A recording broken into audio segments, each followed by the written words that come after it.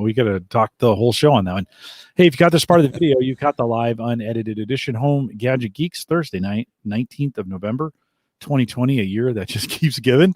And we'd like to welcome you to the show. If you're catching us on YouTube for the very first time, this is a long play podcast. So buckle up and settle in. We're in pre-show, so hang tight. If you're listening live in one of the regulars, we'd love to have you in the chat room. So make sure you jump in there if you're on the live page, theaverageguy.tv/live. Right above me is, no, actually it's wrong. Right below me, there's a link to the YouTube page that has the chat embedded in it. At work at Gallup, the link is above me. I should just change it on my page so that it's consistent, right?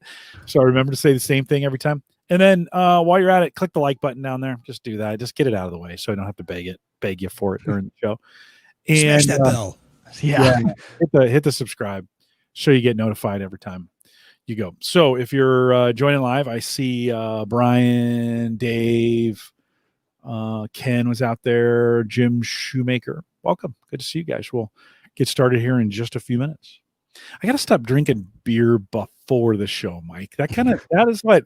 Remember the other night I was saying, you loose-lipped? No, it kind of, like, I don't think it feels like I'm talking through bubble gum. Yeah. Yep. You know? I mean, it's okay to save it for this one tonight. Are we doing Hop Cloud tonight? Do you have, no, we're going to do that 2 weeks. We're doing, it's the Ozark Lager. Oh, that's right. The one I'm out of. Because we drank it all. It was so good. It was that good. It was. Work beer. I don't know if it's hard, honest work beer or hard work, honest beer. I don't know quite what's the slogan there. Is it hard? Hard, honest work beer, or is it hard work, honest beer? Honest beer. Okay. I don't know. Could be either way. I think if you're drinking it between 9 and 5, it's work beer. We last week we had one called Day Drinker.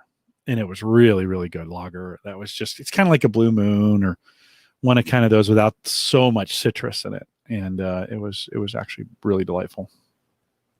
I'll make you and your audience cringe. I bought some beer last weekend, and my wife is gluten intolerant, so I get her special gluten-free stuff. Yeah. But I was looking around for something for me because I could drink anything, and I picked up the Yingling with the Hershey's in it. Oh, how'd that go? Well, it didn't taste like chocolate, but it didn't taste like crap either. So it was okay. I mean, I still got 5 more out of 6. I didn't rush to get them down. We've been, the kids have been getting some ciders, and we have one here in the area called Glacial Till that they really like. And we drank the last one of them tonight, which was a bummer. And then my youngest son bought a bunch of mead before he left San Diego. And so we've been finishing up bottles of mead, which is pretty great. Pretty great. My wife made mead a couple of years ago. Yeah. How'd that go? She only did it once. If that tells you anything. Oh, maybe not. It was a process. We're having better luck with her making her own vanilla. So I got some fresh vanilla beans and some vodka sitting in a cabinet since April. Yeah. It takes a little practice. Like I need to go get we got to get a big jug. We're going to just kind of experiment with a couple different recipes to see what we like. It also takes a good 6 months. So, you got to it's not something you kind of mix it and set it aside and wait a long time, right? In pandemic days, that's like 50 years for it to be, to be any good. We're going to try. I've got a recipe we're going to try. And so we got a few more things. Oh, have you guys tried the Jaeger cold brew coffee? No. You told me about it though. Yeah. I've had the Pabst Blue Ribbon hard coffee, which is just like Yoo-hoo. Really? I need to try that one. It tastes just like Yoo-hoo. It comes in like a can, like a beer almost, or what? It looks like an energy drink type can. Okay. But it comes in a 4-pack. It's like $10 at least by me, and it's from Pabst. It's a hard coffee. Sounds great. I've been loving the hard coffee stuff, because I have always loved Kahlua and coffee or Bailey's or hot chocolate, whatever you want to do. Christmas time. That sounds good to me. And we're getting close to that time. We are. It is getting close. I'm going to have to, after 2020, I'm going to have to dry out Like, I'm just gonna I swear to God, I'm gonna get the shakes when if I stop drinking. It's just too easy. It is Too easy. I'm too privileged. I've had to keep beer out of the house the last week. I'm just like, you know what? If I don't buy it, I don't drink it. So just too much. Like we kind of have a buffet in our dining room that had, had a bunch of alcohol on it. This was a year or two ago. Sarah felt bad about having that much out. So she took most of it and put it in the Lazy Susan, kind of hid it away. And so the kids came over and they're like, hey, where'd all the booze go? We're like, why we come over. That's if you ever want, for you two, as your kids get older, if you ever want them to come back, you got to feed them and, make sure there's stuff to drink. Right. Yeah. So they're like, we hid it in the Lazy Susan. Well, over the last pandemic, I've been slowly building that stockpile back up, and it's back to the full, taking up the whole buffet, and the Lazy Susan is full. Where are we going to put this? I'm going to have to build a cabinet or something down here to keep it in. So, all right. I think we are good, gents. Thanks for coming out tonight. Good to see you guys. Yeah. I need to, it's been from that perspective, it's been a good pandemic. I almost did a cigar tonight, Mike, after dinner. I was like, maybe I could just sneak one in. You have a problem when you start thinking that way. Like, if I could sneak one in, I got 55 Gotta be sneaky minutes. about it. Yeah. 55 minutes. I could just not sneak it that way, but could I get it in? I'm going to have to kind of squeeze it in between this and the show. I was like, no, okay. I can wait till tomorrow. I've got a happy hour tomorrow. So that'll work. All right. I think we're set. That looks good. Let's do this thing. I think Chris, thanks for coming on tonight. Appreciate it. My pleasure. Thanks for having me. Oh, it's good to have you. Okay, 469, and today is the 19th. Forgot to fill my water. Change those early. Here we go. This is the Average Guy Network, and you have found Home Gadget Geeks, show number 469, recorded on November 19th, 2020. Here on Home Gadget Geeks, we cover all the favorite tech gadgets that find their way into your home. News, reviews, product updates, and conversation, all for the average tech guy. I'm your host, Jim Collison. I don't even know my own name. Broadcasting live from the Average Guy DV studios. Holy cow, my tongue is stuck into my mouth. Here, of course, in beautiful Bellevue, Nebraska, we post the show with world-class show notes. I don't know how many will be out there. The transcripts will be out there. But you can head out to theaverageguy.tv for this show, theaverageguy.tv, then /HGG469. Big thanks to our friends over at Hover. Of course, Hover, an affiliate relationship, working with us. If you need a domain for anything, if you're thinking of starting a new website, head over to theaverageguy.tv/hover. First domain is $2 off, and it's just a great place to house, store, keep track, all that great stuff. Mike, you've had some pretty good experience with Hover, right? Yeah, I think I don't know how many domains. I should go check how many domains I have over there, but they've been the one I've used since the beginning and host all of them over there. Super easy to use, and you don't get all the extra fluff, which is what I love. They're just down to business. Kind of straightforward domain hosting. Chris, do you have a host provider that you like to use for your domains? Hover is one of the ones I use. I've got a couple of domains over there, so I can give a thumbs up to Hover. Thanks, Hover. I appreciate that. Head over to theaverageguy.tv/hover, $2 off your first one, and then just stay for the great service that is there. While you're at it, if you need hosting, you can head over to Maple Grove Partners, maplegrovepartners.com. The two go really well together. Of course, that's Christian. Get high-speed hosting from people that you know and you trust. Plans start at $10 a month.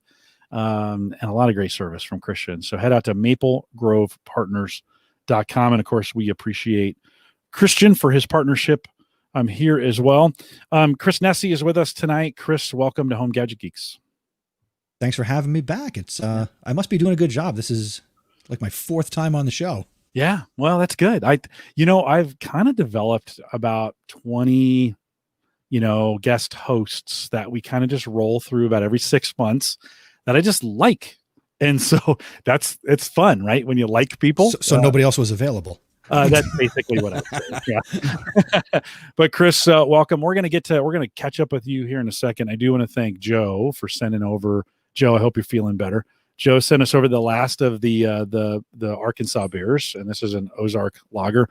Mike, you enjoyed this already. That's pretty good one, right? It was really good. So good. I enjoyed it a week before I was supposed to. And also I looked at the fridge. I'm like, oh no, I have no left. Jim's gonna be mad. I didn't leave one to open on the show, but yeah, they were delicious. Mike has no control. Like if zero. Yeah, I was like, dude, save at least one for the show.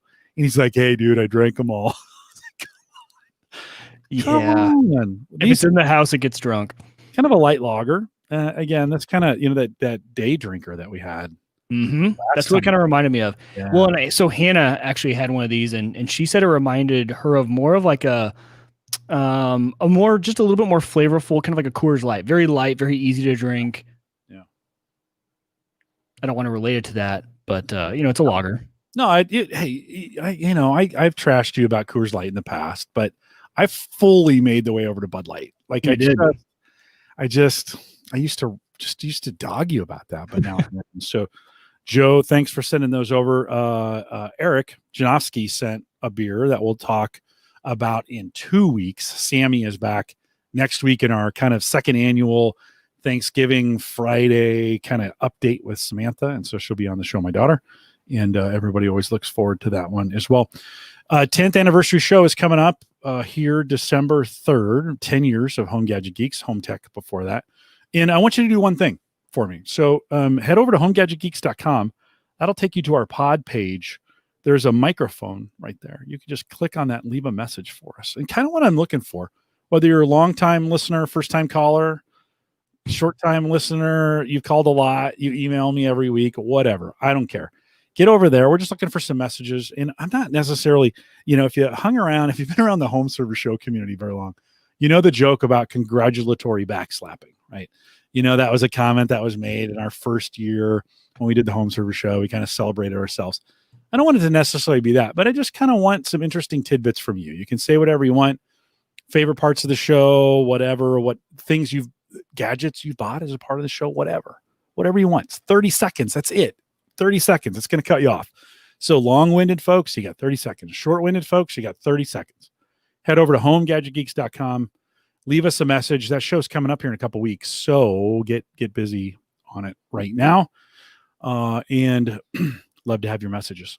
Chris, we had you back on here. I'm going to say I think it was April, May time frame, right? I think we were all just locking down. We had a group who had come on, Brian and Nathaniel had come on before you to talk a little bit about education.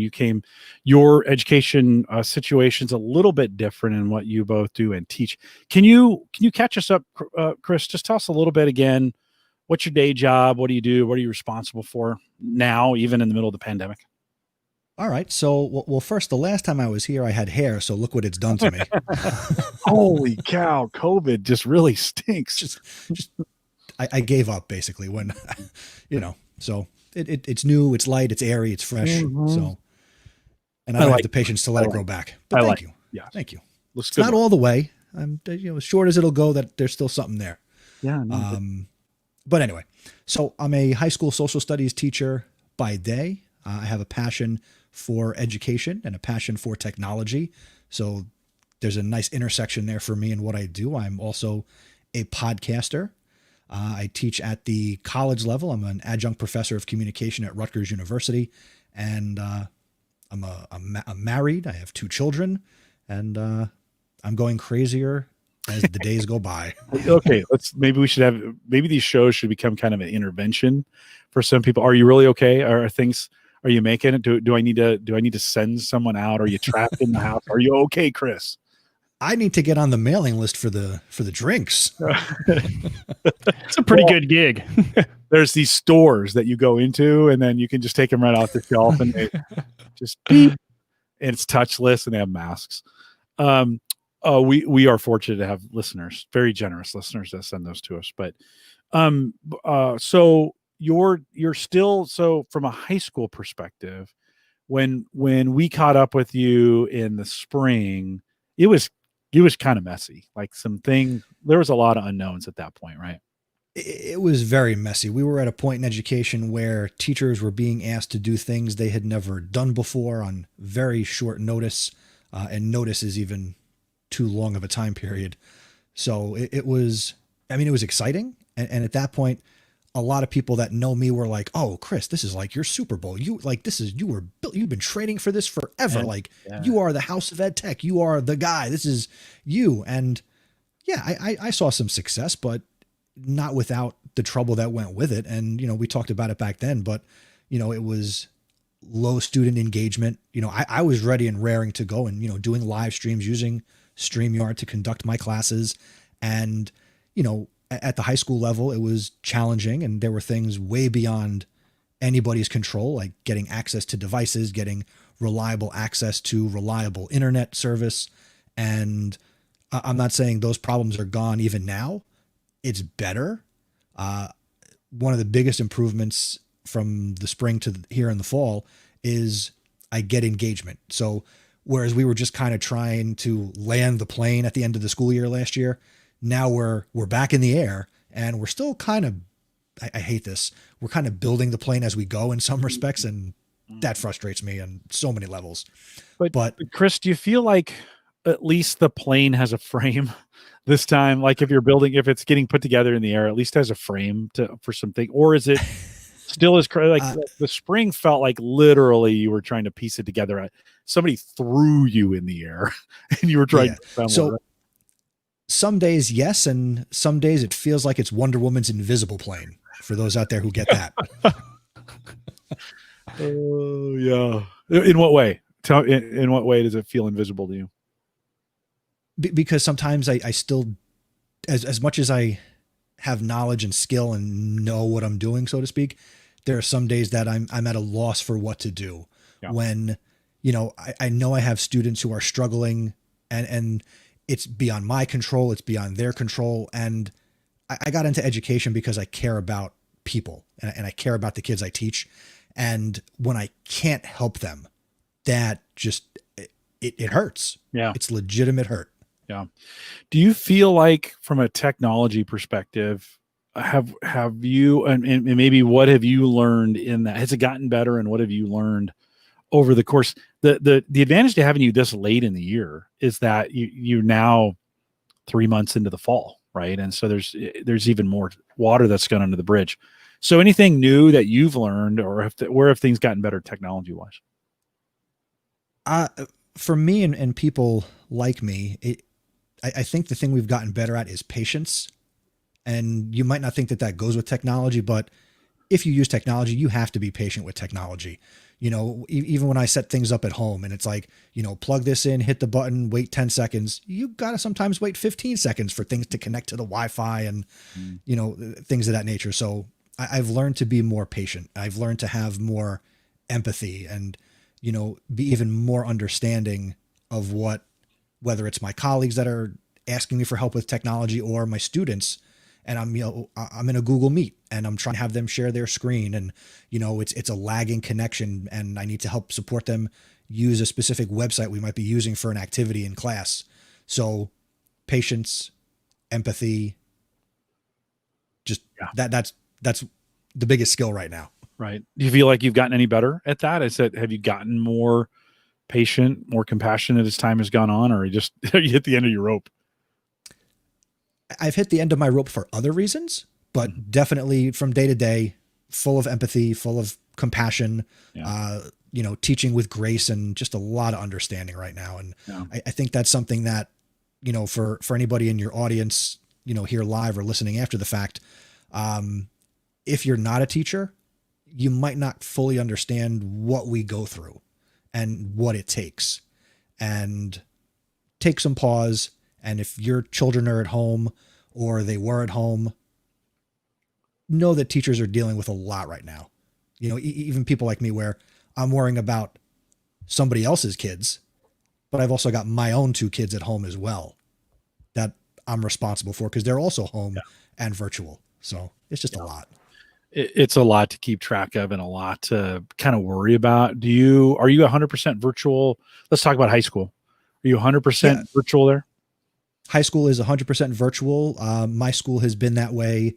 That's how we started the year. So here in New Jersey, my school year runs September to June. And before we even started, we knew in August we're going to be 100% remote. There was a hybrid plan in place to bring, certain percentage of the kids back, but we never even started with that plan.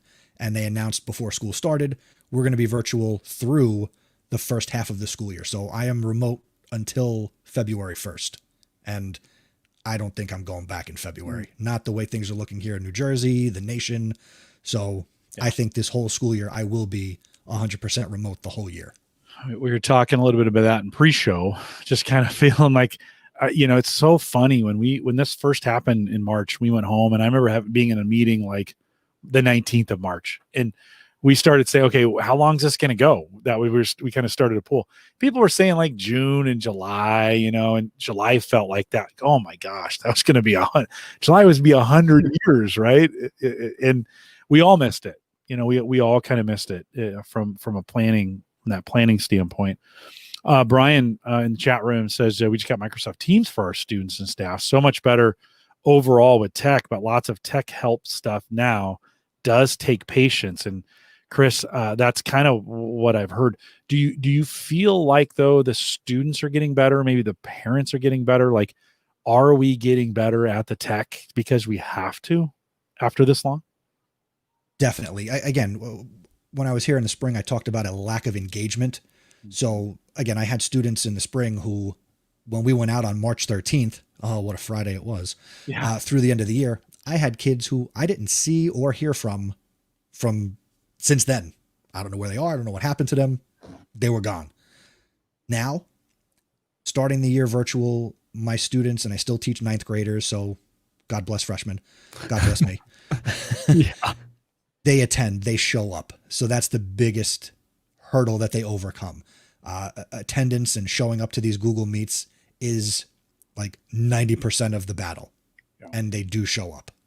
Are you guys a Google infrastructure? Is that kind of what everybody's decided? Yeah, my district is uses Google for Education, the Enterprise Edition. So we pay for extra googly things. So yeah, we're a Google school. You kind of alluded to this earlier. Andrew says, do you know a portion of your school's students have working broadband at home? Is that a pretty high adoption? Do you track that? Do you guys survey? Do you know? At my level as a classroom teacher, I don't have access to that information in terms of the statistics.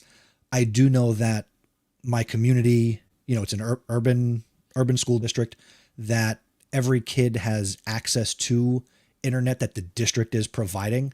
So they're working with the local cable company to provide access to the free and public Wi-Fi on the district devices. So the students in my district K through 12 have Chromebooks. They are one-to-one. The district has set up in various elementary schools, they call it a device depot. So it's like Geek Squad at like Best Buy, where kids can go, and when they need to swap out a laptop or have repairs done, they can go there, and they do like curbside, touchless, contactless, tech support.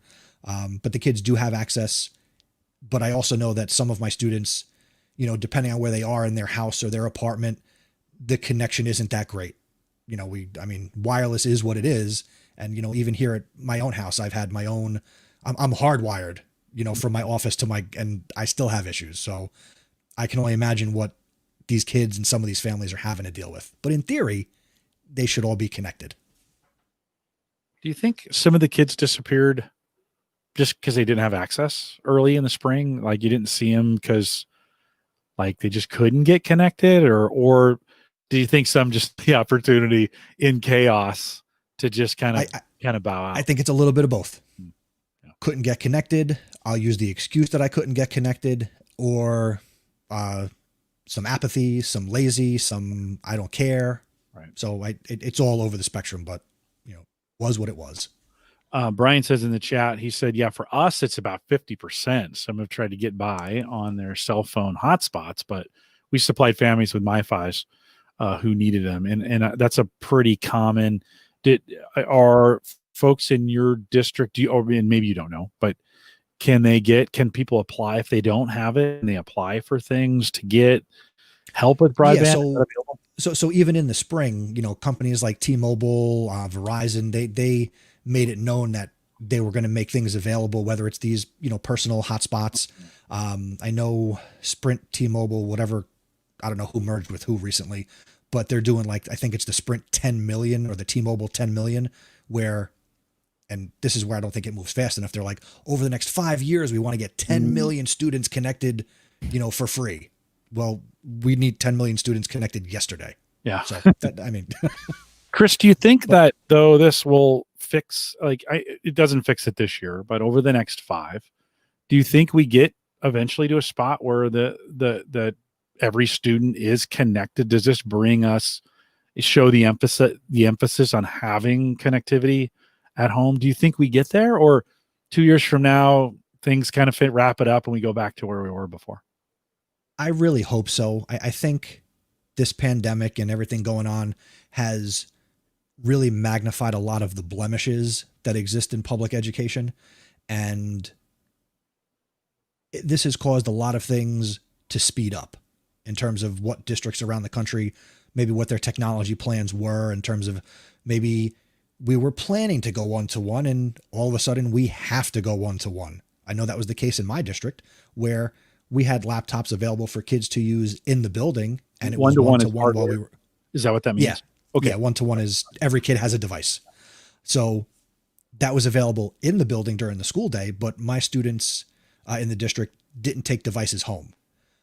When we went out for the pandemic, it was, all right, the technology department gathered up every laptop from every classroom and every mobile cart and then distributed it to the kids. So that's how they got to 1-to-1. Was it the perfect plan? No. Are we going to move away from 1-to-1 when things go back to quote unquote normal? Probably not, because now kids have had these devices.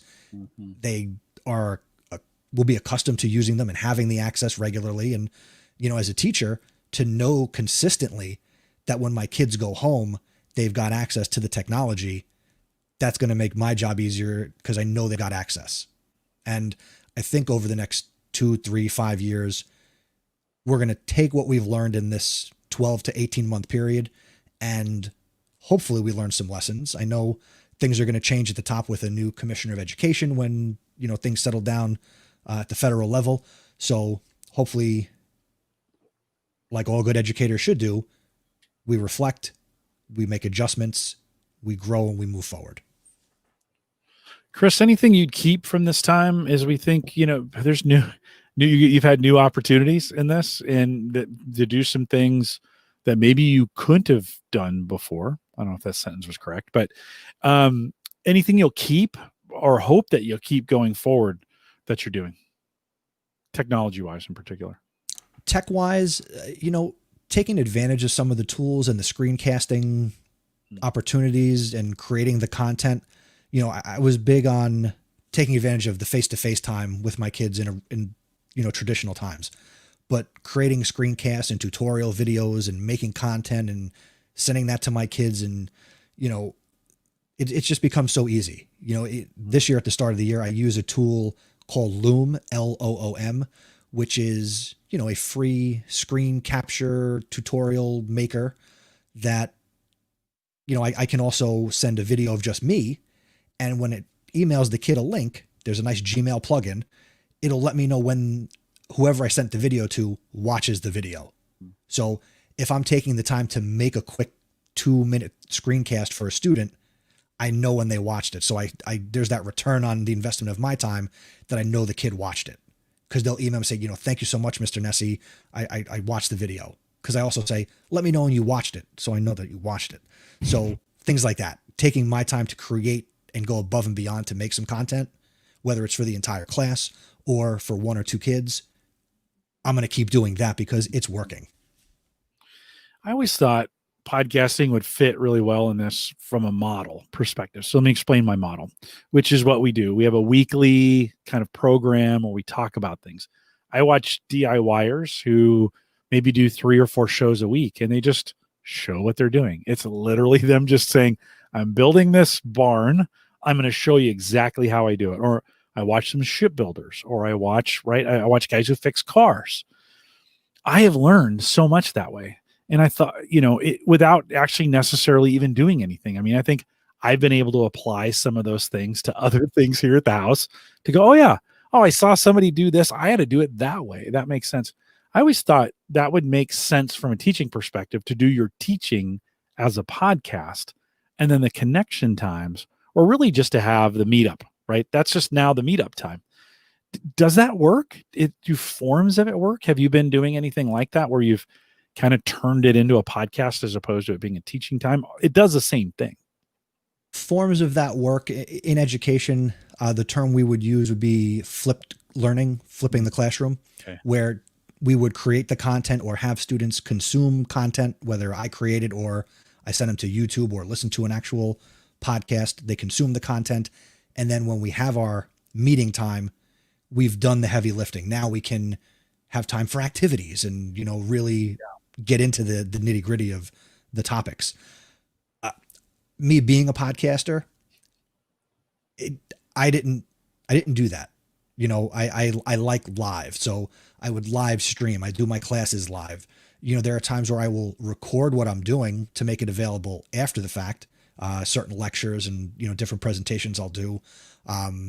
But I wouldn't take the step to create another audio podcast to make it available to my 9th grade world history students to listen to me yap about world history. Yeah. I understand my kids, and that wouldn't work where I'm at. Could that work for some other teachers? Absolutely. Is it worth trying? Sure. Which means I didn't try it, but I have my reasons. Yeah. That reminds me a little bit of how, law school was, right? Law school was go read these 100 pages before every class. Here's the teacher maybe gave an outline of like some specific points on it that he was going to cover, but then it was all Socratic method. So you got in, once you went into class, there was no presentation because you were supposed to have read everything, done everything, or in this case, maybe listen to the podcast, listen to the thing ahead of time. And you were coming together for a conversation. And Socratic method would more, the professor was like, hey, Mr. Uyghur, tell me about the case. You would summarize the case. Okay, so, what is X point X, Y, Z? And you would just call on different people. And it was a conversation. The professor was more of just a facilitator at that point. Yeah, they would come in with some commentary to keep it on track or to kind of, yes, that's right. Or nah, not really. Or get out of my class because you didn't read. That happened a few times. You obviously weren't prepared for today. But get out of class? Would they say that? Yeah. Oh, I got kicked out of my not kicked out, but he told me to come see him after class. I didn't know. I showed up to law school first day.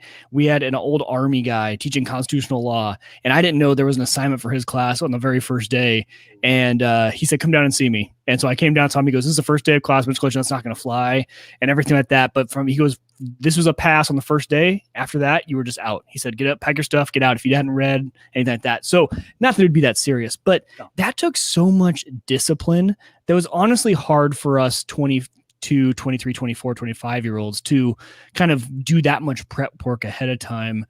I don't know. I'd be interested to see like what students, if you did do the pre-recorded stuff, pre-recorded's hard. It's hard, without that active engagement and without the teacher, being there. Kids are going to, at least maybe I was a bad kid, but kids are going to get away with what they can get away with. So I think without that live, hey, I'm here, I'm watching you, we're all having this conversation, everyone's here, we're all together, show up. That might be hard for some students if it's not kind of a live on the spot thing for them to do, besides basic homework. For sure. Because you're going to find, 25-year-old law student Uyghur is probably a lot different than 14-year-old 9th grade. Oh, for Uyghur. Sure. I was way more immature when I was 23 than I was when I was 14. So yeah, no, very different, very different. Obviously true. Yeah, well, because you've gone through it all, right? You've gone through undergrad, you've learned that way of teaching, you've gone through the high school way of teaching, and now you're like, okay, now I can be responsible for my own stuff. But I could never have done that style. I could never have been responsible for that much prep work. I could never have been responsible for answering that style of conversation in my teens. No way. And in my live Google Meet lessons, it's me and, I have an in-class support teacher who I can see her, I hear her. But then it's, upwards of 25 avatars. Cameras are off, microphones are muted. And pulling teeth is easier than getting these kids to talk. And I know that, in my school this year, we moved from teaching the classes every other day. So a block schedule, for the full year, seeing them every other day. I now see them every day, and we moved to semester. I know that these kids who I have in the fall, we're going to get comfortable, and then it's going to be a new group of kids in February. Just at the point where I got them, and we've got those connections and those relationships and that rapport, I'm going to get a whole brand new group of kids, and I'm going to start from zero. Do you think those kids coming in though, it's not going to be zero because they were working with a teacher before you, right? So do you hope? Right, but they would have had that relationship and that positive rapport with that teacher already. Right. I've got to build those relationships. They'll be good with the technology. Yeah. They will have been asked to use some of the tools already, but now they have to learn who Mr. Nessie is. I have to learn who they are. And that's challenging when we're face to face in the same room sometimes. Yeah. Now I can't even see you. Yeah.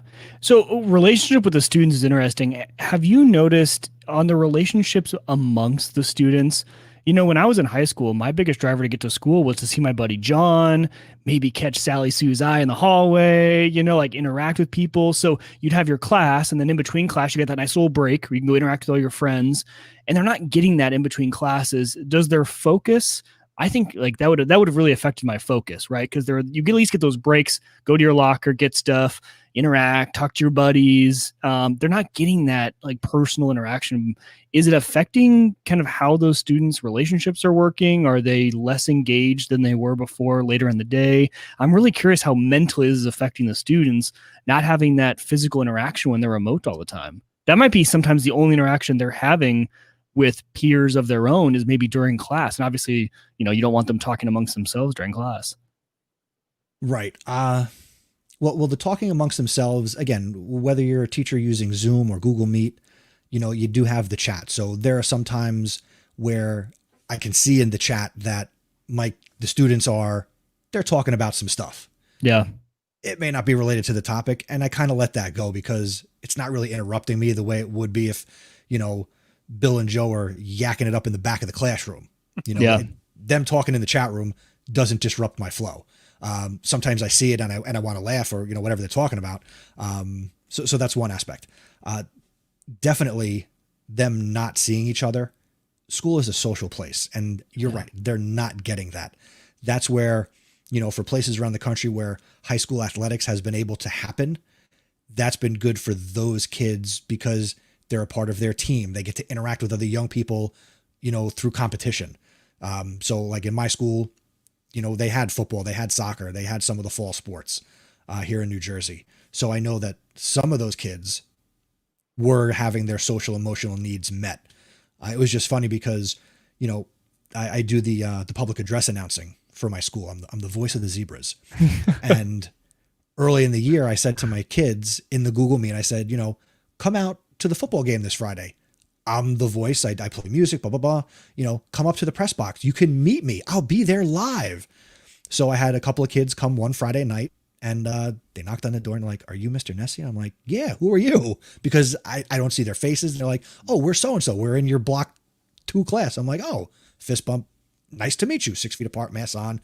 And one kid says to me, he goes, Mr. Nessie, I thought you'd be taller. And I'm like, well, what do you mean? He goes, well, they see me like this, how you guys see me now. I'm sitting down. You can't tell how tall I am sitting here. No. And I was just like, well, okay. I now I know what you look like and sound like. And I had another kid just last Friday, football player. He said, hey, Mr. Nessie. And I'm like, hey. He's like, you don't know who I am. I'm like, I haven't got a clue. He goes, oh, I'm so-and-so. I'm in your class. I'm like, oh, nice to meet you. It's the beginning of November. I've had the kid in class every day since September 8th. But the cameras aren't on. I don't really hear their voices, and they're not, if they do something with some of the tools where they can turn their cameras on, I see this. Yep. So for those listening, I see the ceiling. Yeah. Was that always from the beginning? I was curious about that. When you said you see avatars and their cameras aren't on, is it not a requirement for them to have their camera on? In my classroom, no, it is not a requirement. So it's classroom by classroom. Well, classroom by class, my district hasn't mandated that cameras have to be on, but I do know that there are places where teachers or districts are saying cameras have to be on. Or my son, he's in 3rd grade, and the teacher third graders are more willing to put their cameras on because they're goofy, not like ninth grade goofy. They're third grade goofy. And when he's taking his tests or little quizzes, he's got to have the camera on his laptop pointed down so the teacher can see, what they're doing. My dad, he's a high school math teacher, makes the kids have the camera on when they're doing assessments. I don't agree with that. I think anybody who is making kids turn on the camera, you're making a big mistake, and it's not fair to the kids because you don't know where these kids are, what their learning environment is, and that could make some kids feel uncomfortable. And if you're forcing kids to turn the camera on, you are blatantly disregarding their emotions, their feelings, their perspective. So I don't even go there. I love to hear that because I thought the same exact thing. There were so many kids, even in, my high school where, they came to school and that was their escape from their kind of reality of what they lived in. And all of a sudden, if we would have had a live camera into their house while they were home, it would have completely, some of them might have been embarrassed. Some of them might have it wasn't the best learning environment. They didn't want to broadcast that, things like that. And, you don't know what emotional toll that's taking on a freshman. Right. I mean, that's everything. When you are physically in school, you get to be physically in school and all that doesn't matter. Right.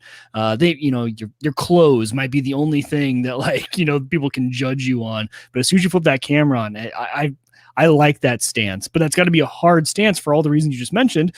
You feel like you've never met any of your students because you've never seen their face, which has got to be so weird as a teacher when I'm sure you get motivated by your students, and putting a face to a name is probably so important for you guys. It is critical. And, we have like our student information system where we do grades and stuff, and I can look up their, profiles. So some of them have pictures, but, some of them, it's like it's like the picture's outdated and that they don't it's an elementary school picture.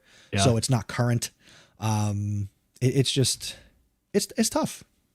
Teaching's not easy. It's not, by the way, this camera thing's not limited to school. So when we came home, this is the studio look, right? And I've fashioned it, to be what I want in this look. And you get outside of the boundaries and it's not what it looks like. Right.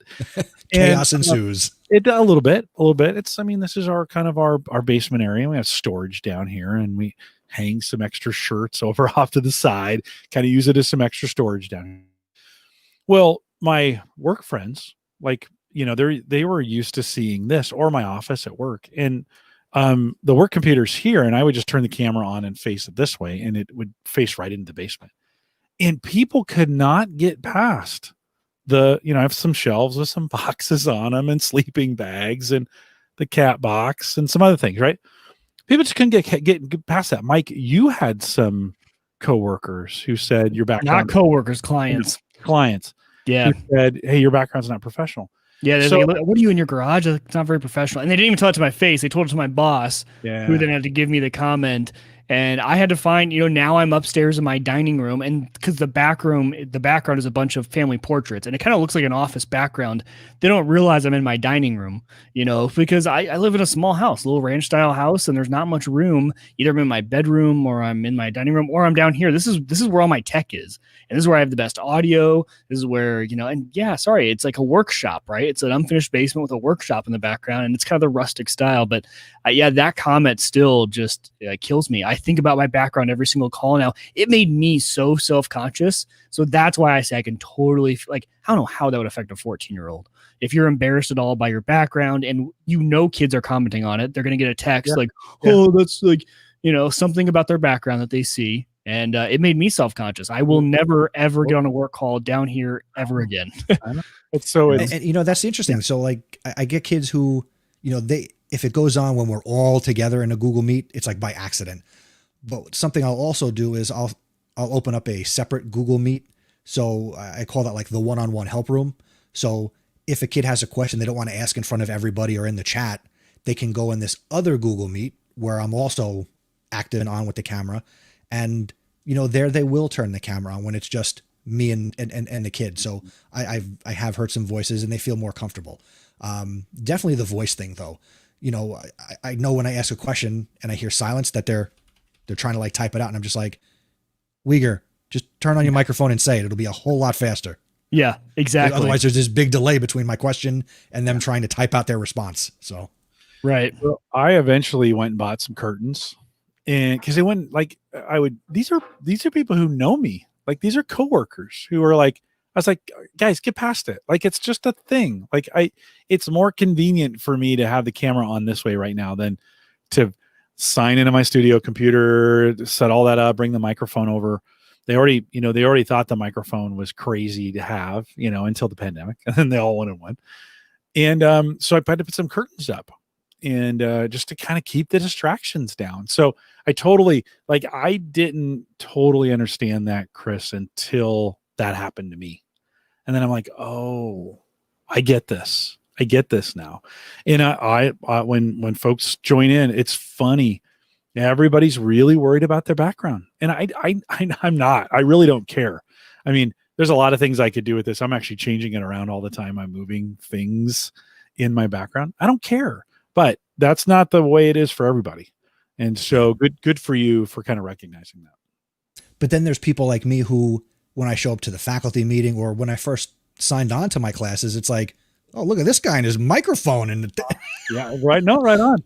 Right on. Yeah. It's another outside of the norm. Those things, whether you're in person or you're virtual, when you go outside of the norm, it still gets attention. It gets people's attention, and so, yeah, I think an important lesson, in that is, as we think about the norms, and the norms have changed. A couple comments from chat. Brian said, it's been fascinating to see students log in. Our 8:30 to 3 traditional school days, especially at the high school level, should really be rethought.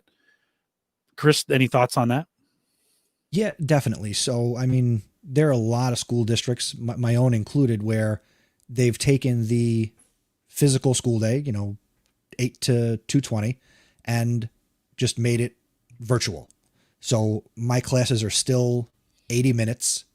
They've just kind of tweaked a few things because there's no, lunch periods. When we're in school, we have 3 lunch periods. Now there's one virtual lunch that the whole school is on lunch at the same time.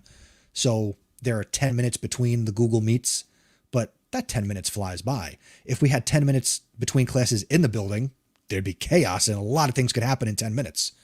Now, 80 minutes, 10-minute break, 80 minutes, 10-minute break. Everybody gets their hour or, 40 minutes for lunch virtually. I would have liked to have seen shorter classes, shorter time during the day, because I don't care how old you are, whether you're in kindergarten or you're a senior in high school, sitting here at the computer for that amount of time, it's not good. It's not effective long term. So, yeah, I know, Brian, we're on the same page. We have gone to 50-minute meetings, kind of not mandatory, but suggested, like, hey, make it 50. And if you make it 45, it's even better, and give people some time. Because we were doing, we used to have that time where we would move around the building and you had 5 minutes, 10 minutes to reset, maybe visit the bathroom on the way to the next meeting. We'd always start meetings a few minutes late. It's just the way it was. But now virtually, you can literally go meeting to meeting to meeting to meeting to meeting. And people were feeling like, I can't even get out of my chair, much less, so they felt they got all bound up on that. I imagine the kids are feeling the same way. Is the school schedule set in a way that, so there's some break for them to kind of reset until the next class, or is that up to the teacher, or how does that work? Well, like that's that 10 minutes. So for example, I'll use myself. So my first class goes from 8 to 9:20. Then there's a 10-minute break.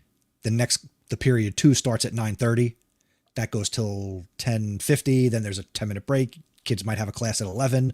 So it's class 10 minutes, class 10 minutes. And my students are taking 4 classes a day and the teachers are teaching 3.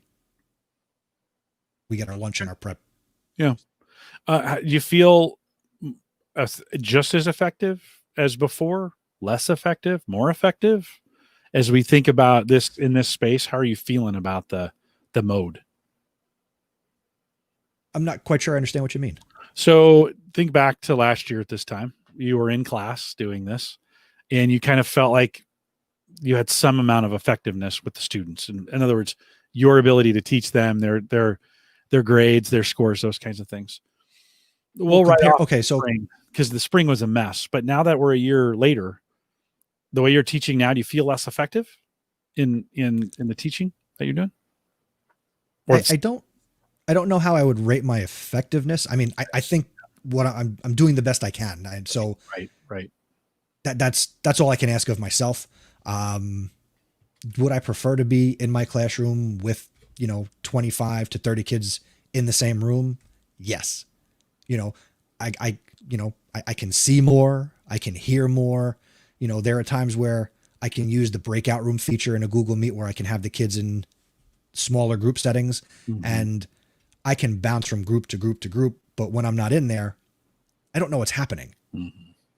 All I know is when I show up, cameras are off, mics are muted, nobody's talking, which means what are they doing when I'm not there? Right. The cameras are off, the mics are muted, nobody's talking. Right. When I'm in the classroom, I can be on one side of the room and I can yell at the 5 kids on the other side of the room. What are you doing? Right. I can hear you're off task. Yes. So it's been a little challenging to create or recreate what a classroom is in the virtual setting, but we're all doing the best we can. That's the bottom line. Chris, I haven't asked this question yet, but at the college level, then vastly different as far as engagement goes and teaching styles. You were online anyways, right? You were doing those courses online to begin with, right? No, those were also in person. Okay. So in the spring, I had to make the shift to go completely online. And that was easier because you have kids who are financially and emotionally invested in their education. They're paying to be there. So it was easy for me to say to those students, all right, come to the live stream, go to my YouTube channel, go to the private stream, and using StreamYard, get the kids in the chat, bring them through here like I'm doing a live show. And that was class. That was able to work. It was really great for the one class I teach called Virtual Team Dynamics, which was talking about how all this worked. So halfway through the semester in the spring, they got a real hands-on experience of what it meant to be virtual. Yeah. And now teaching that class and all the classes this entire academic year at Rutgers are all virtual. So I've been able to right off the bat do the live streams or do Google Meets or do Zoom calls. And I still deal with kids who come on and they're like, do we need to have our cameras on, Professor? And I'll say, that's up to you. So even at the college level, I'm not going to make it a person, you have to turn your cameras on. I need to see you the whole time.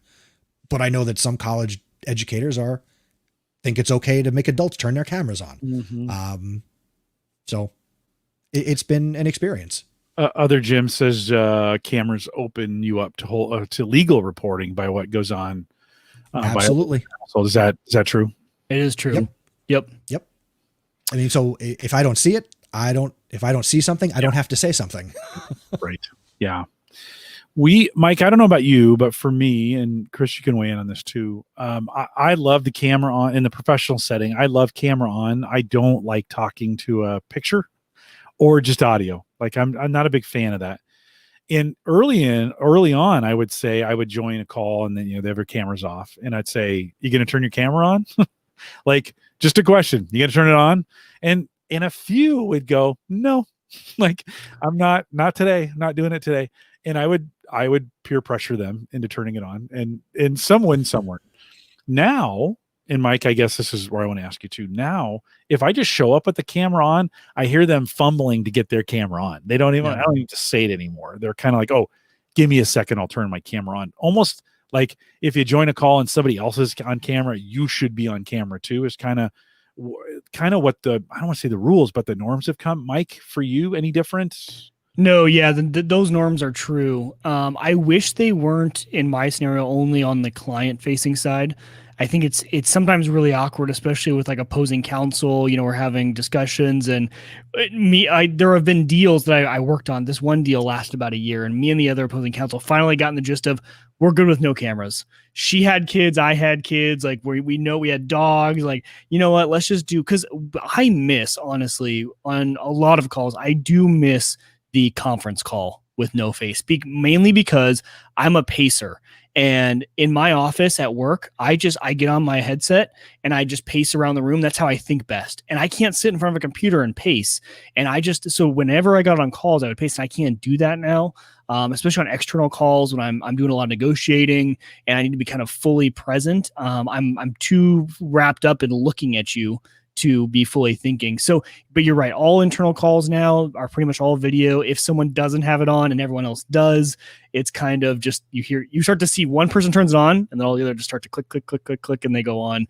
But also at the same time, the shaming for not having video or the questions for not having video have disappeared.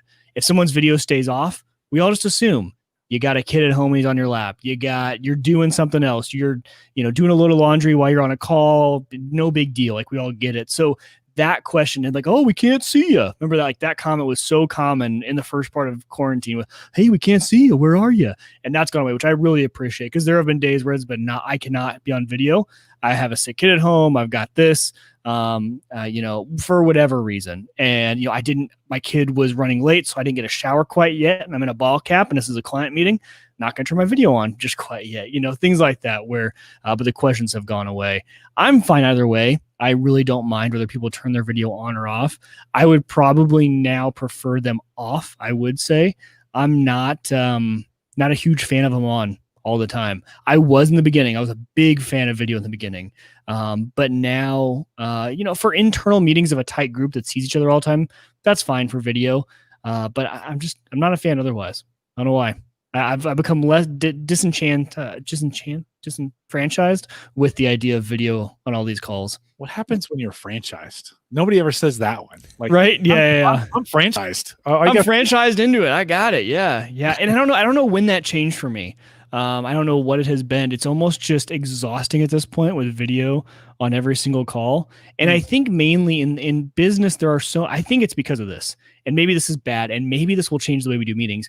In business, there are so many meetings that you do not need to be fully present for. And it is so evident that I'm doing email, that I'm doing other things when I'm literally just a passive participant in the meeting. And there are so many of those. So maybe this will change the way we do meetings and only have the required people present.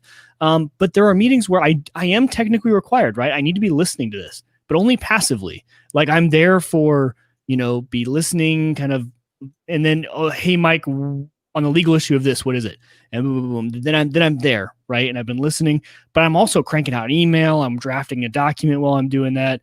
And it's just, I think of it as rude for me to be, I'm looking over at my other screen doing this the whole time. And the person talking, it's distracting to them. Like, that person's not paying attention to me and I'm losing their attention. I don't see it that way at all. Really? Meetings. No, I don't. And I know there's, like, I used to do it when in person. I would be, we'd be in a meeting and I would only be paying half attention. I'd be checking email in person. Oh, see, that would distract. That I would consider that, like, I would get mad at that. I would be like, that's rude. Like, I'm talking, you're in this meeting, be present while you're here. Yeah. And that was always the great part about conference calls. It's because it was kind of, you could all be on and just be listening. Because even our Q3, like our quarterly meetings company wide, a lot of people have video on, and I do it because but it's like, okay, it's a company like update meeting, but people have that need to feel like they need to be staring right at that camera, focusing in. I don't. I just can't. Maybe that's why I haven't ever been promoted. Chris, when you, Mike, you've just helped me realize why maybe I haven't done very well at work. Chris, when you're meeting with, do you guys do staff meetings with the teachers? Is your teacher training? Like, those were a very important part of things when we think about the actual faculty. Are you guys getting together and our cameras on when you're doing it? We do still have, we have our monthly faculty meeting. So those are a joy to be inside of a Google Meet with 220 people. Mm-hmm. So for that, typically it's cameras off because that saves on bandwidth and the meeting doesn't lock up on you when you got 250 people in the meeting. Right. But something I hope would come out of that would be maybe administrators could record some content, make a screencast and send it out, and we wouldn't have to sit inside of a Google Meet, I keep trying to get my principal to use StreamYard to do, because YouTube is a lot more powerful than, Google Meets, and we could ask questions in the chat and they could do their presentation. Yeah. That's where a podcast is actually a good idea, right? In that sense. Yes. Yeah. I'm working on that. but like weekly, we have common planning time. So every Tuesday there's my vice principal, some other social studies administrators, and like 5 of my colleagues. Based on our schedule, we get together. We're in a Google Meet once a week. There's like 6 of us, and cameras are on, cameras are off. It was never, even going back to the spring, and maybe it's us as teachers, it was never, you must have your camera on. It was more frustrating in person to go to a department meeting and be told, close your laptops. We can't be on our devices. And I'm just like, Yeah. I like Mike, like what you're saying, I could passively listen to what you're telling me while I'm grading or checking my email. Yeah. But now that I'm at home, I can do whatever the hell I want on my own computer, and I can still be listening to what you're saying. Mm-hmm. And I just tell people, hey, if it looks like I'm bouncing around, I have 3 monitors and my camera's up here. So I'm looking at you on the screen, but I got whatever I want on the screen over here, over there. So I'm covered. Yeah. Well, even when I'm paying attention, I still have squirrel eyes. I'm always looking around. Only God knows what you've been doing this whole time, Jim. Well, I know Mike is watching the game. So like, true. It's up here. I've been watching. He's got the flat TV mounted above. I'm okay with it. Like I guess in this, I guess is where everybody's different. Is I'm okay with that. It wasn't too many years ago. Christian and I would work together. He runs Maple Grove Partners, and I've done a lot of work with Christian. We just open up a call, do work, and we would rarely talk to each other, but the call was open in case we needed to say something. And we may go an hour or two with just dead air. And then like, hey, can you test that now? I'd hear him typing and doing some stuff. Can you test that now? Yeah. Okay. And it was just convenient to do it that way. And I don't know, for me, I never really worried about that camera piece. If you're paying attention, Chris, I'll be honest with you, even tonight, if while I was talking, you were looking other places, you could be looking at the chat room, you could be looking something up. I think of Dave Jackson and I on Saturday mornings, we are constantly looking things up and, answering things in the chat. So I don't know. I guess I forgive all that. I just, when people do it, I'm just like, that's fine. Look away. I'm good. You don't have to listen. So you're forgiven, Mike, for watching the game. Podcast. That's true. I guess I was speaking out both sides of my mouth right there, wasn't I? With the looking away. It's okay. I forgive you. No, I'm just kidding. It is actually okay. Andrew says, job for last, we routinely had video calls between sites. And this is another thing where we did too, where you might have a conference room in one place and a conference room in another. And you could kind of see people, but you kind of couldn't because it was kind of far away. And it was awful, right? It just didn't work. Chris, anything on the college level that's worked really well for you that's maybe different than at the high school level? I mean, if you take one thing away on the college side of doing this way. No, not really. I mean, it's just, it comes down to the students want to be there. So they're maximizing whatever technology I throw at them, whether it's a Google Meet or if I go live stream on my YouTube channel, they show up. The only difference has been, we're doing asynchronous instruction. So I can't conduct my classes, on Tuesday nights from 8 to 9:30, let's say. So I have to have way more flexibility in my schedule. I have a set time where, it would be the time where we would have had class, but I can't say, well, if you weren't there, it counts against you for attendance or participation. I just make that content available after the fact. So it's kind of like podcast. I send them the YouTube video. So that's one thing. And I wish I could do more of that at the high school level, but unfortunately in many places they measure seat time. Yeah. So they're measuring the wrong end of the student, in my opinion, when you do that. So, I go ahead, take it in. I like it. No, that's accurate. That's a good one. If I could do my lecture with the high school class in 25 minutes and just end the meet, I would. Mm-hmm. But no, I and other people around the country got to keep your kids in there for that 80 minutes, from bell to bell instruction. And, but there are times where even my last class of the day, I'm supposed to end at 2:20. Sometimes I ended at 2:10, 2:15. There have been days where I've had to go into meetings. I'm like, all right, I'm ending this at 2:00. You keep working I know they're not gonna, but I've got this other thing to do. Yeah. It is what it is. Again, it goes back to empathy, compassion, understanding. Technology offering wise, do you find one is better than the other, university versus your freshman course? Like the offerings from the school district compared to the university? I know that all of the kids have devices on both levels. I've had a couple of kids at the college level tell me, I don't have a webcam. Okay. You can still join the meet or watch the video. You don't need the camera. I've never said, yeah. I had one kid tell me, it's a PC that I built, and I'm thinking, all right, you built this computer from scratch and you didn't put a webcam. Come on.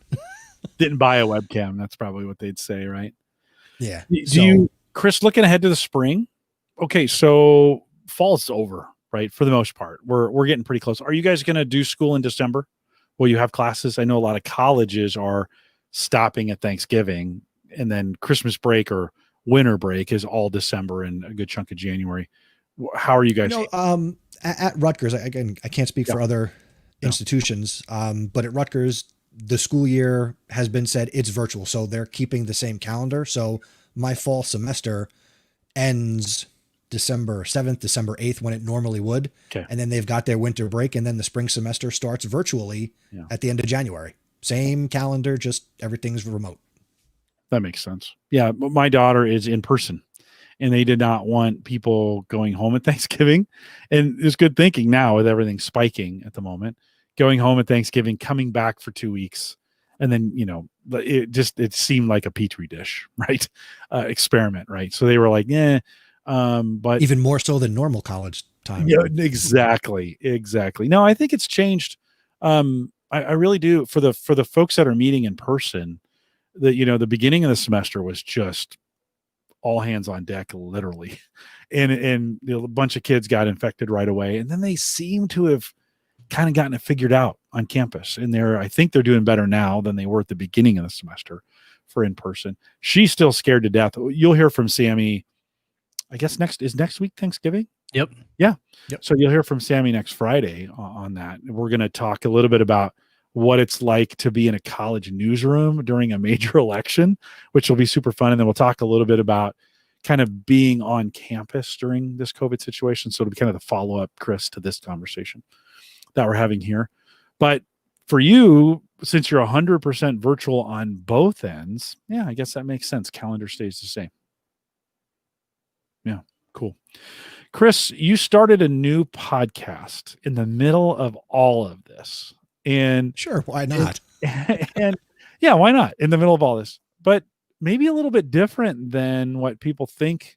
You're an educator, you got House of Ed Tech. You're in this area, but your new podcast is something completely different. What are you guys doing? Completely different. My buddy and I got the swag on. The other show I do is called Podcast PD, and my friend AJ Bianco and our other friend Stacy Lindis, we do that show, and it's anytime, anywhere professional development for teachers. We do a live stream every other Sunday, but AJ and I are both big baseball fans. We are big New York Yankee fans.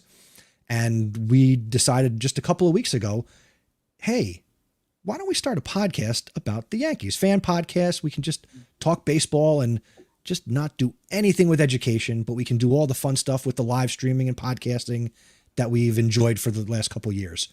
So he was like, I'm in. I need this. I have 2 young children. He's got 3 young children. We both needed something that was not education, just talking baseball. So we started a podcast called The Chase for 28. If you're not a Yankee fan, the Yankees have 27 world championships, and we are chasing the 28th one. So we started a podcast all about baseball, and here through the off season, we're going to talk about the Yankees every 2 weeks. And then when the season gets going in the spring, we will do a weekly show and just talk Yankee baseball and just have some fun. We had a big conversation between the 3 of us in pre-show about how Major League Baseball and the NHL kind of mishandled the spring. The NFL seems to be handling it, I think, Mike, a ton better than totally agree. right, to date. I mean, in fact, you're watching it right now, which is pretty great. It's actually happening, right? Happened on its schedule. It's happening on time. Chris, do you think Major League Baseball will get their act together? I mean, pitchers and catchers are coming up here in the next 3 months. Will they get their act together in time to be able to do a full season? I hope so. I mean, I'm a baseball fan. I would love to see a full season. I can't afford to go to as many games as I would like. So if there's no fans in the stands, the view on TV looks just the same. I could deal without, something like Fox putting the fake fans, like the digital video game fans in the stands. That's just creepy.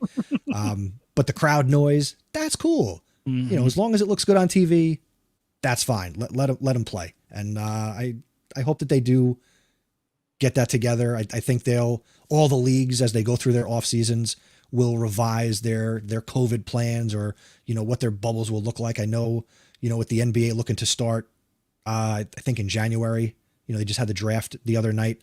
I think sports is going to look different. Again, in many places, I think I heard in Australia, I want to say rugby or Australian football, something like that.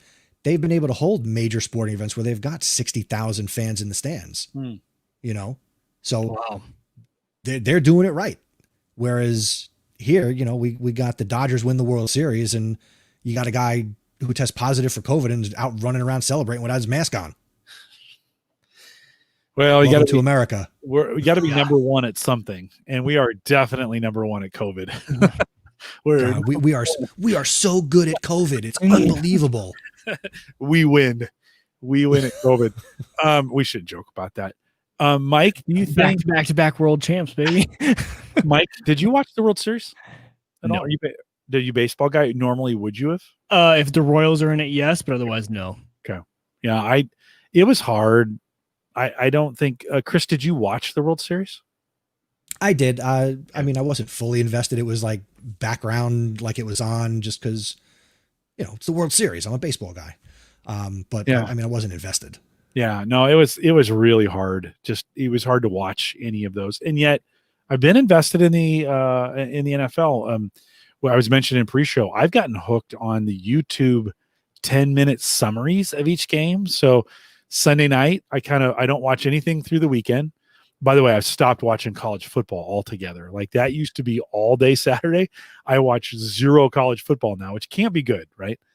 But on Sundays, I wait till the evening, do dinner and get down here. And then that's kind of my unwind time as I watch 3 hours of all the games from Sunday. You can get them all in because they're just a little 10-minute, and they'll just play one after another on the NFL channel.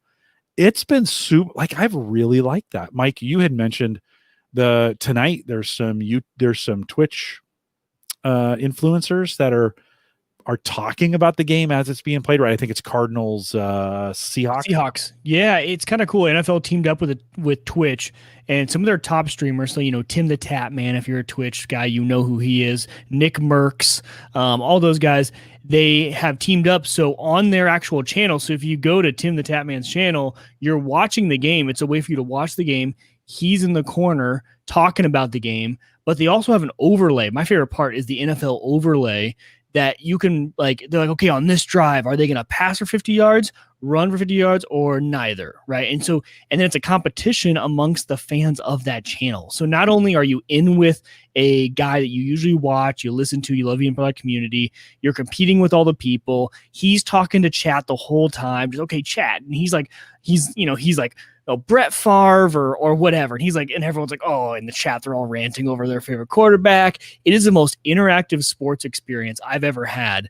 And it's a ton of fun. Like they only do it on Thursday nights right now, but I could see them doing this because you got to think about it. These guys alone, when they're playing just video games weekly, they're bringing in 30 to 60,000 live viewers, which is nuts. They are constantly 30 to 60 live. And a lot of those fans, I'm guessing, this is a stereotype, don't kill me gamers, might not be interested in football. But hey, if your commentator, if your guy that you always listen to is just talking for an extra 3 hours on a Thursday night, they might watch. The NFL's smart. They're breaching into a whole new audience that may not typically, with stereotypes, be interested in NFL football. And I think it's a smart move on their part. And for me, I used to just watch on Fox or YouTube TV, but I go over there because, like, if I'm going to watch the game anyway, it's like watching with a friend. It's like watching with a guy that you always love talking to. And I think they're doing a really, really good job. Chris, do you think you'll bring any of that in your podcast? You would bring any different elements to, like, instead of just talking about it, might you try to talk about it during a game or do something live on Twitch during the game? Would that be a possibility for you? I 100% think so, because, being live and streaming using something like this, I do it for other stuff. So why wouldn't my buddy and I try to do that and leverage the audience on, say, a Twitch, or say, hey, we're going to go live on YouTube and watch the game with us. Didn't you hear just do like a virtual meat smoking event with your community? Yeah. So if you can do it with meat, you can do it with sports. Well, and that's why sports needs to open up their licensing, though, because you would get in trouble, obviously. Because remember, Jim, you had the NFL game on that tiny little screen behind you during a podcast. Dwayne, my guest, had it on. That's right. Dwayne had it on his screen, and we got pulled off YouTube because in this tiny screen behind him, he had the game on. Yeah, almost like TV here. It was that big, Chris. And we had the game on. No sound. It was just, and YouTube found that, which is amazing. Like, and pulled it. Think about that. Think they found it in this little square and they pulled it from us. So this is why the sports like NFL is so smart to like actually do it the right way, give them the rights to stream it. I don't know what he has to go through on the back end to even get that to work.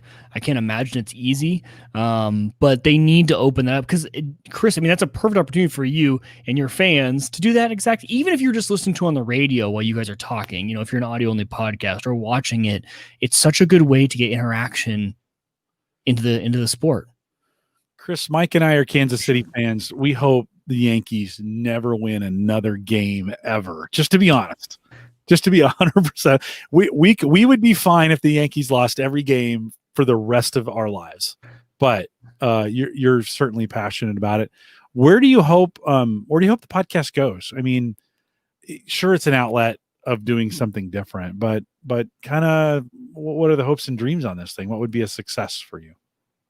Hopes and dreams, having some type of relationship with the team and getting to leverage that, and, maybe getting access, interviewing players would certainly be fantastic.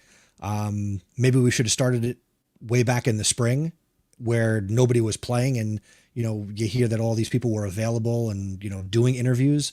I mean, who knows where it can go? I mean, we want to do it for fun. It's low pressure, low risk. But you never know. I mean, for all we know, we could put out a couple episodes and get a cease and desist from the team saying, don't talk about us. Well, it could go that way. You did the smart thing. The name of the podcast is nowhere close to anything that's even resembles. You have to tell somebody, oh yeah, this is a Yankees fan podcast. So good job there. You hang out with us on Saturday mornings and we talk about this podcasting stuff all the time. And typically we would say, don't name your podcast something you have to explain but I think in this one case with sports and especially with these big, NFL, Major League Baseball, NBA, I think it's essential that you name it something you have to explain because you don't want them coming and saying, I think, Nick Suberling had Inside the Jungle or it was something kind of related to the Bengals and they came in and smacked that down where we had Ivy Envy, which about the Cubs. Well, okay.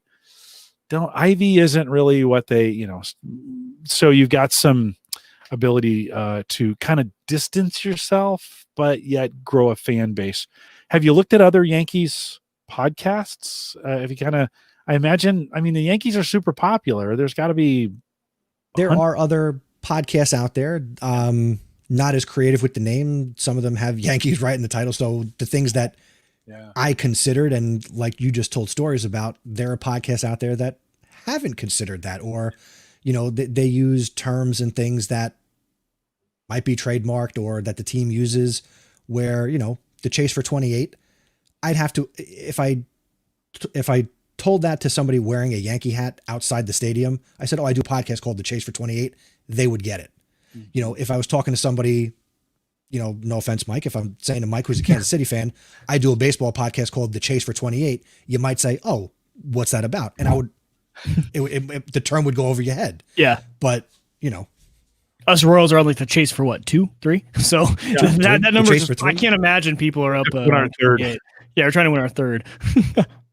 But see now, but in doing that, we've kind of boxed ourselves in. So what if the Yankees go out next year and they win a World Series? Yeah. Are we done with the podcast? We kind of joked about that in the first episode. Like, all right, then we would have to change the name. We could podcast for a year, 2 years, or to your guys' happiness, they might never win again, which means I'll be podcasting till I die.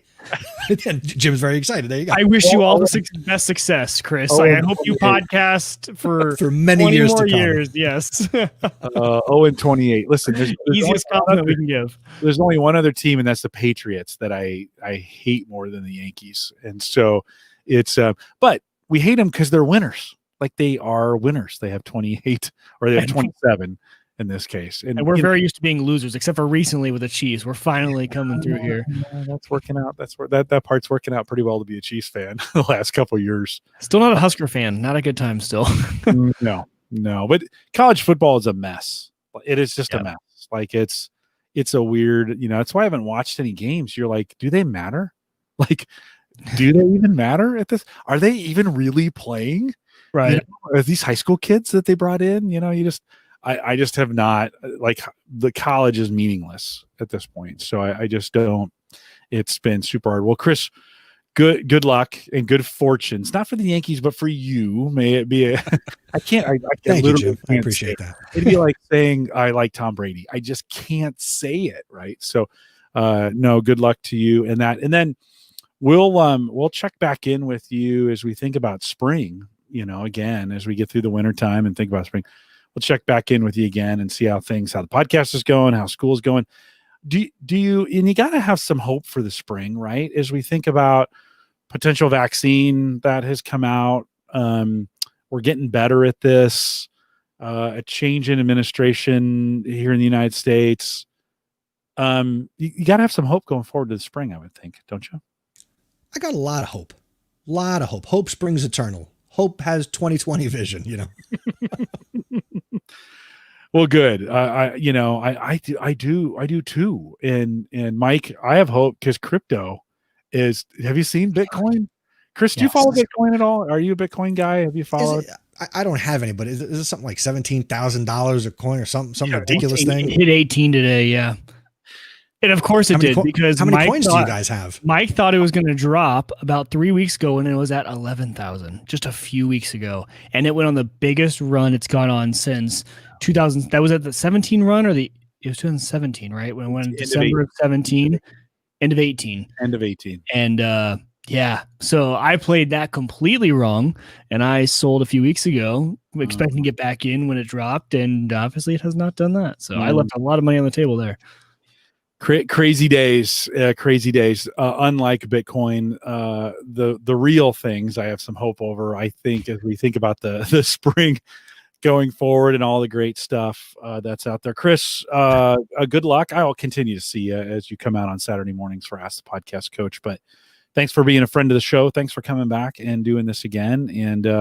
And you know what? Thanks for doing the tough job of teaching. Yes. I'm fortunate my kids are I have one in college, but the rest of them are done for the most part. And so we're kind of done in that space, but many aren't. Mike, you're on the cusp. Yeah, mine are 3 and 4, and they go to Montessori school right now. So I'm like, I cannot thank you enough. There was a 3-month period where the school was closed, and it's sad that it takes that to form the highest level of appreciation. I appreciate teachers, and then after that, I'm like, I appreciate you a million times more, because just the stuff, their brain just grows so much more when they're with you, well-educated, great educators, than they would ever be with people like me. So I appreciate all the hard work you guys put in, that you guys have stuck through this. You guys have been asked to do so much more than you signed up for, and you guys have been, rising to the occasion. So I really appreciate the work you're doing, Chris. Sorry, it pulled all I your appreciate hair the thanks. Yeah, exactly. It's so much so it pulled all your hair out. Come on, geez. Let me just say this. 1, thank you. And 2, to everybody who is listening to this or here live, if you've got school-age children and there are teachers in your life, send them an email, say thank you. That should be everyone's homework this week, Jim. Yeah. If you're That's your listening to homework, this everybody. show, and if you have kids, send the teachers a note and just them a tell them note. you're appreciating. They are, I mean, it's tough. We've heard the entire episode how difficult it's been. We had Veterans Day last week. We need to have a Teachers Day. I think that just a national day, and then teachers get to drink all day. So that's all. They get the day off. Yeah. And the parents provide the booze. We send it's like this show. We send the beer in. You guys get to just drink it, take the day off, and then you guys can tell us how bad our kids are. It's a free day. You can do whatever you want. You can send us letters. Man, your kid's a jerk. Be like a reverse Halloween where you send the treats into the teachers. Yes, and baskets of them and things like shooters and things like that. So we should probably like it. Oh, okay. I was gonna say we're probably gonna get Chris in trouble if we go too much farther with this. Chris, if you want to hang around for the end and the post show, you're welcome to, but I've kept you an hour and some change. If you need to go, I would completely understand in this, but thanks for coming out. Do you want to stay, or should we I do need to, the work of a teacher never ends, even here, 10:30 at night. I do have some things that I have to get done for tomorrow, but thank you guys for having me. I really appreciate it. Thank you, Chris. Great to see you. We'll see you next time. Take care, guys. Thanks, Chris. We'll see you. Couple of reminders on our way out for those of you regular listeners. Don't forget that December 3rd, that's just 3 weeks away, right? I think, or 2 weeks, 2 shows away. I think it's 2 shows away. Oh my God, is it? I think you're right. I think it is. So December 3rd, send in your voicemail, 30 seconds worth, homegadgetgeeks.com. Just love to hear your voice, and we'll be playing those live on the show. Mike, we did that at a Gallup show, and it worked out really, really well.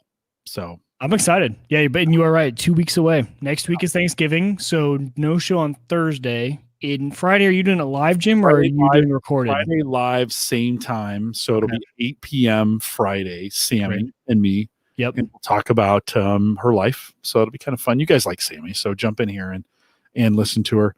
HomeGadgetGeeks.com to leave the message. Join us in our Discord group, which in the last couple of days kind of blew up a little bit. It's kind of fun to see Discord blows up. I love it. Yeah. It blows up and gets super quiet. So there's been a lot of traction in it. TheAverageGuy.tv/Discord will get you in there as well. And this week's been a busy week, so I appreciate it. I think Bust Out has been leading the charge out there. All it takes is a few folks like Schoonover and Mike, you to drop in a few comments, and then things get going for a while. It's not as crazy as Facebook. So join us over there. But if you are on Facebook, TheAverageGuy.tv/Facebook will get you there as well. You can send me an email, Jim@TheAverageGuy.tv. On Twitter, I'm at Jay Collison. He is at Uyghur Tech. Don't forget the AverageGuy.tv platform, both web and media hosting, powered by Maple Grove Partners. Get secure, reliable, high-speed hosting from people that you know and you trust. Visit maplegrovepartners.com for plans that start as little as $10. And then just head over to Hover, go to theaverageguy.tv/Hover, buy that first domain. Just buy your name. Like everybody should. I can't get jimcollison.com, by the way. It's not.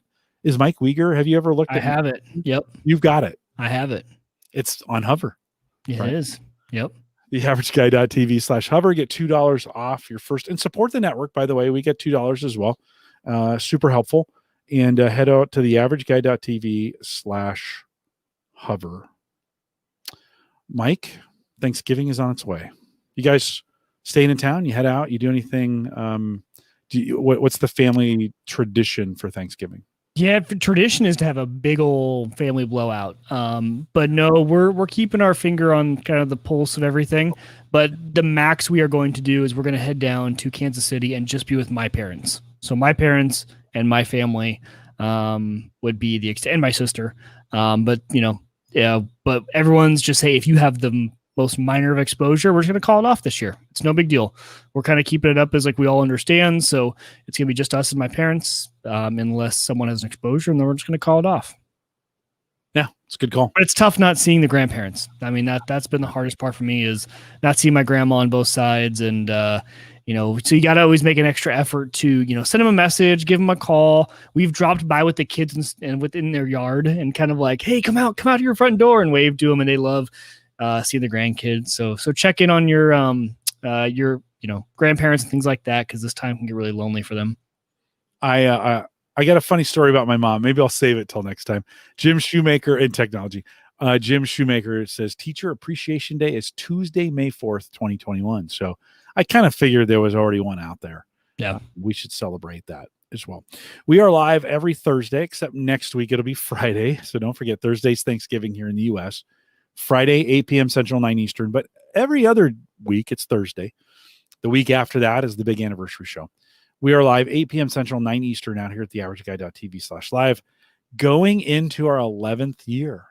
I've never done anything. Well, I've been married for 30, but I've really done I've had kids for a long time, but never really done anything else that long. And I appreciate you guys, and you, if you're listening, if you're hearing this, thanks for listening.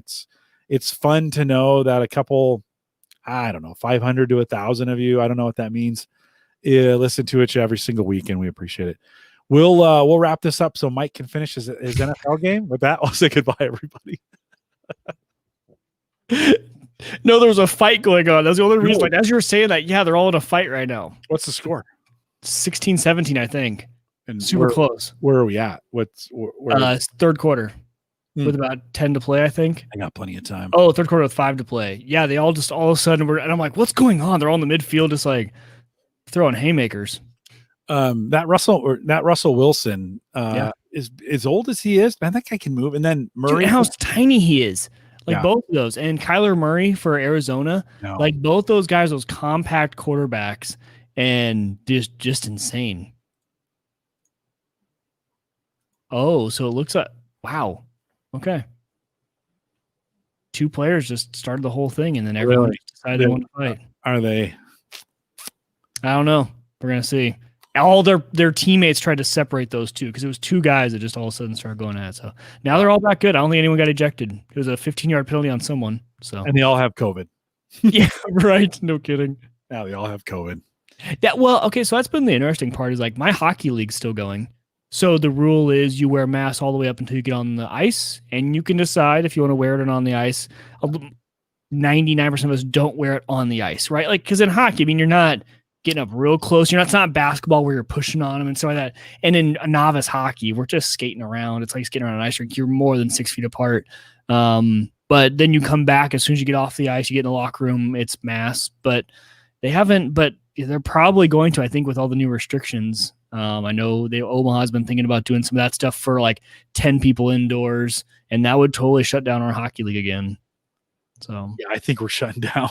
I think so too. I'm not gonna lie. Let's look at the Douglas or the Sarpy County numbers. Anyways, I never in a million years would have thought I would have used my weather app to check, the weather channel. You told me that last week, and I didn't know that was even a part of it. Yeah, it used to be more prominent. I gotta really kind of dig to find the numbers on this, but it used to be really easy. So now I'm in. Now I'm in the habit of going there. Sorry, I just saw a funny ad, and I can never find and then when I get there, I guess I could just go to the app here. 1 second. Yeah, man, crypto's been great. Yeah. Crypto has just been incredible. Okay, here there. See the daily numbers. If I just would have seen that. So yeah, we are. Well, I don't know if you can see that. Yeah, I don't think you can. Oh, if you tilt it, yeah, right there, I can see it. Yeah, but it's all on the rise. It is. It's seriously spiking here in Nebraska. 200 new cases yesterday, just in Sarpy County. So I don't know. Well, and the hospitals around here, the problem is not beds. That's not the issue. It's staffing, because the staff are getting COVID out in the community, not in the hospital, and then not being able to work. And so they don't have any staff. So they're literally having to call back people who have retired. They're calling everyone to come in and do nursing and all the stuff because my wife's in the hospital. She's like, yeah, it's all just staffing. We're fine on beds. It's just the staffing that we don't have because, it's affecting everyone. And Joe, what's fun of hockey if there's no pummeling? It's true. But, in adult league hockey, like we all have jobs the next day, man. We can't have our face rearranged on the ice rink and then show up for work. So it's all no checking in our league. Go to a fight in a hockey game. Exactly. That's the fun part about it. The fights happen after when we're all having beers, right? Down at the dive bar. Yeah, in the rink. The rinks have bars inside of them. You don't even need to leave.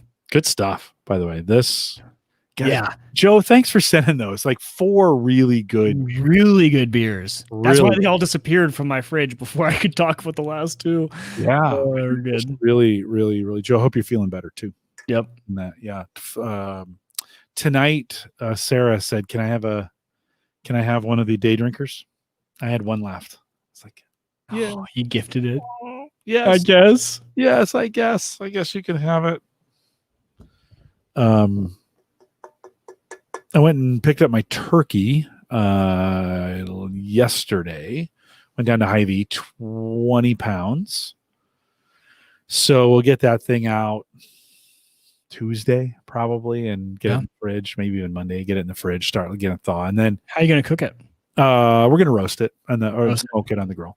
Yeah. So I think, I used to wrap it up. I would wrap it up in the bacon weave, right? Yeah, the bacon. Well, we would do the bacon weave, and then put the bacon over it, and then I'd wrap it in a tinfoil envelope and just leave the top open, and that would kind of protect it, and all those juices would be in there. But I had such good luck with and I'd cook it at 300 or so. I had such good luck with the chicken doing it at such a low, like 225. I think I'm going to start it at midnight. And then go to bed and you get the smoker. The smoking tube will be good for 4 or 5 hours. Yeah. I'll get up at 4, check it, go back to bed, get up again at 6 or 6:30. I'm up anyways. Doesn't matter. And go out. And I think the goal would be maybe to have it done by 7. So 7 hours. Yeah. 7, 8 hours. It's a pretty big bird. Completely open. I'm still going to put the bacon weave on the outside of it, but that should crisp up. Typically, when we kept it inside the tinfoil, it didn't crisp. I'd have to take it off, grill it. In fact, I bought a pan just for that. So we grill it up, kind of finish cooking it. But I think if I leave it on the outside, I think it's going to crisp up on its own, and the skin will get crispy, which I've never been able to get crispy skin on this as well. So a new way. Hope I don't mess it up. It's going to just be in a pan, and on the grill, and kind of looking forward to it. And then if it's done at 7, then I'll wrap it up in tinfoil, wrap it up in a bunch of towels, throw it in the cooler, and let it sit for another couple hours. And then, maybe at noon before we start pulling the thing apart and kind of getting it prepped and ready. Sounds delicious. Yeah. I think I'm gonna try and spatchcock mine again on the smoker and brine it for the time before, and then spatchcock it and do it that way. That worked out pretty well last time. Brine it. I really should. Yeah. The night before, the whole day before, right? Rana, yeah, they're all you nailed it. QSL cards, all right there. I actually filled up both bulletin boards. I need to add a new bulletin board. This one was kind of cool. This one was the Indianapolis 500 did a special event, and so if you sent them in a pre-stamped envelope and your QSL card, they sent you back. So it's like a double pager. It like flips out. That was a cool one to get. I agree, Jim. Bacon. Mm-hmm. Tomorrow, I've never done this before. So tomorrow night, I went out and bought bacon wrapped sirloins. And then I went and bought asparagus. So we're going to do bacon wrapped asparagus. Oh. And then I'm going to try, I'm going to bake potatoes. We got some big russet potatoes. And I'm going to bake them I'm going to put them on the grill for 20 minutes, and then I'm going to slice them, long ways like this, but not all the way through, so that they'll kind of, and then I'm going to put cheese, bacon, cheese, bacon, cheese. So when Jim's not here from a heart attack next week or 2 weeks from now, we all know why. Put it back on the grill for another 20-25 minutes and let that all kind of sizzle and oh yeah. I've been in such a bad habit. I've been taking my cast iron out to the grill, doing bacon in there, just bacon, and then I've been cooking my eggs in the bacon grease. Like, don't dump anything out. Just cook those eggs in the bacon grease, and oh my gosh, then you have bacon and eggs, and the eggs are literally greasy, and it's delicious. It's like but it's so bad for me. But man, I'm like addicted to it. It's like the best way to cook eggs is in that same pan, same cast iron with all that bacon grease. Oh man, yeah. I have this little small cast iron that I keep on the grill, and it's always in there. It's just always in there. It's sometimes I'll pull it out, but the other night I heated it up. And we were grilling something. Maybe it's a chicken. Anyways, so I usually make corn, like I grilled corn, so I leave it in the husk, just throw it in the grill. That's what we do too. Until the husk's gone, and then cut the ends off, and that the middle just slides right out. And then I actually cut the corn off the cob, put it in a cast iron pan, add bacon to it, bacon and butter, and let it cook for just. That's a good idea. Dude, the kids, it's candy. Like the kids, it's bacon candy is what it is. Oh, that sounds really good. Love it. So you can kind of fake it if you buy like the steamed corn. So in the bag, steam it first, then take it to cast iron and put it on the grill and let it kind of cook a little bit in the grill to kind of get that flavor. When it's in there. Not quite like getting it roasted on the cob, right? Getting a little, because you get some of those kernels get a little burnt. Yeah, and that's my favorite. Right? Yeah. Get a little caramelized. So the kids love, I've done that before too. Throw that in that pan and add bacon to it and just like little bacon bits, just in the bag. Yep. We'll spread those in there. So bacon and cheese, baked potatoes, bacon wrapped asparagus, bacon wrapped sirloins. That's tomorrow. There's bacon, all the things. So might as well. I'll have a cigar, knocking out like while I'm grilling, knocking out the cigar. It's gonna be great. Like I can't. Like gonna be a mini vacation. just a mini vacation, guys. If you came out, don't forget next Friday. Don't be here Thursday. You won't, because you're going to be, many of you are in the U.S. Ron, sorry, you already had your Thanksgiving. You do it early, but everybody else, I don't think anybody else is in Canada. I think everybody else I see out there is in the United States. Next Thursday, have a happy Thanksgiving. Enjoy the turkey day or whatever you do for that. Enjoy that day. And we will see you guys here on Friday, same time, Sammy, 8 p.m. And I'm really looking forward to that conversation. She's been through some stuff. So I'm looking forward to having her on the show. Mike, you be safe as well as you. How did hunting go? We didn't talk about that. Did you bag anything? We did. We passed on a few small bucks. So heading back out again this weekend. And we'll see if we can get one this weekend. It's a week long, so it's this weekend or nothing. So this weekend might come down to a doe if we don't see much, but we'll see. All right. Be safe. You gotta have something for deer jerky, right? I know. Oh, we'll talk about something. I made my own jerky this week from a beef top roast. So you get the top round, and I tried just randomly making my own jerky on the smoker, and it turned out so good. Like I will never buy jerky because number one, it was $18 for I have 2 crates of this jerky now. Wow. And it was, I found the recipe I liked, and oh man, it was so easy. Easy. How long? Like 6 hours. Oh, it's not bad. So you soak it in a marinade overnight, and I just got one of the pre-made marinades from Hy-Vee, like Stubbs makes really good beef marinade. It's a little bit hot, and then you just put it on the smoker at 165 to 170 for like 6 hours. Some of my pieces, because my left side of my smoker is hotter, were done in 4, but the rest were done in 6. Easiest thing, you don't even touch them. And it turned out, even Hannah is like, oh, she's taking little baggies to work, and it was so easy. I could not believe it, and so cheap, and it was amazing. So making your own jerky is my new thing. I'll probably be doing that for a while. I think I'm gonna have to go get some jerky tomorrow too, because I have a happy hour and a cigar at 4:30 tomorrow. I gotta give that a try. I was watching the Ash Holes. Listen carefully, Ash Holes. That's the Cigar Authority kind of that's their podcast on Wednesdays. And they celebrated their 4th anniversary, and they had cake in the studio. They had marble cake. And they were like, we've never done this before, but eating cake and smoking a cigar, pretty great. It's like, I'm gonna have to go combo. I'm gonna have to go get some cupcakes or something. Yeah, right. There you go. Jerky and cigars. That sounds good too. Yeah, no, we get that we gotta nail that for sure. I'm gonna have to come by and enjoy both with you. Oh, for sure. Listening live, have a happy Thanksgiving. We'll see you on Friday. Take care.